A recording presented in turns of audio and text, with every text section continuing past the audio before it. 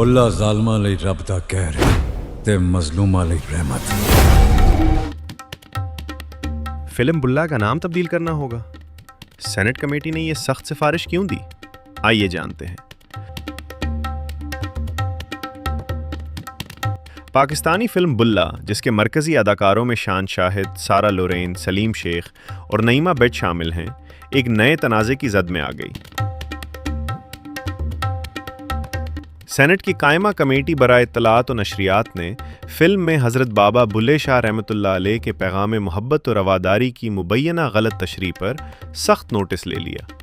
Committee के मुताबिक मरकज़ी किरदार को तशद्दुद और असलहे से जोड़कर उनकी तालीमात को मस्ख किया गया है।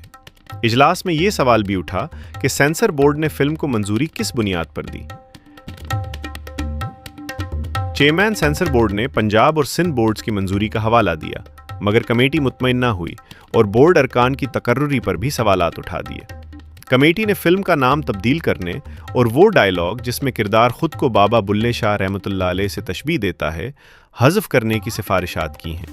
खबरदार भी कर दिया कि अमल ना हुआ तो नुमाइश रुकवाई जा सकती है, यहाँ तक कि यूट्यूब से भी हटाई जा सकती है। अब देखना है प्रोड्यूसर्स मानते हैं या मामला अदालत और हुकूमत तक जाता है।